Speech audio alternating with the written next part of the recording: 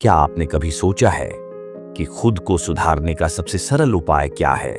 उत्तर है मौन। जहां शब्दों की सबसे ज्यादा उम्मीद होती है, वहां चुप रह जाना ही आत्मशक्ति और आंतरिक शांति की सबसे मजबूत चाबी है। नमस्कार साथियों, स्वागत है आपका हमारे चैनल स्टोइक डायरी में। आज हम सुनाएंगे आपको मगध के एक छोटे गांव की उस सच्ची सीख को जिसने एक अधीर युवक को आत्मज्ञान की ओर मोड़ा।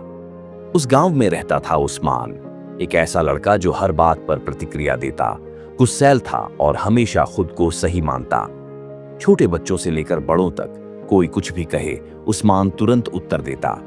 पर उसका यही स्वभाव उसे दुख, तनाव और अकेलेपन की ओर खींच रहा था। कई बार वह सोचता, क्या सच में मेरी यही प्रकृति मुझे पीछे खींच रही है? एक दिन गांव के पास बुद्ध का प्रवचन चल रहा था। लोगों का हुजूम था। उस्मान भी वहां पहुंचा। बुद्ध बोले, यदि अपने जीवन में बदलाव लाना चाहते हो तो 10 स्थानों पर चुप रहना सीखो। 1. जब कोई आलोचना करे, बुद्ध ने मुस्कुराकर कहा, आलोचना का उत्तर मौन से दो। यदि तुम जवाब दोगे तो बहस में फंस जाओगे। अगर चुप रहोगे तो सोच पाओगे आलोचना सही है या झूठी। उन्होंने एक कथा सुनाई।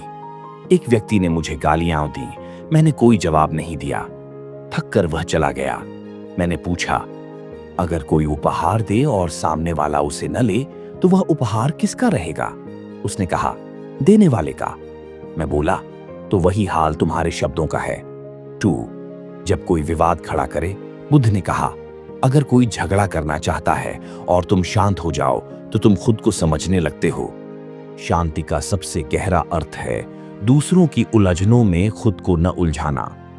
3. जब कोई उत्तेजित हो, बुद्ध बोले, आग में घी डालने से वह और भड़कती है। इसी तरह क्रोध में उत्तर देने से स्थिति बिगड़ती है। एक बार एक राजा ने अपने मंत्री को मृत्युदंड दिया। मंत्री शांत रहा। अगले दिन राजा को पछतावा हुआ और उसने उसे माफ कर दिया। 4. जब कोई तुम्हारा अपमान करे, एक दिन साधुओं का अपमान होता रहा पर उन्होंने कोई प्रतिक्रिया नहीं दी। धीरे धीरे लोग खुद शांत हो गए।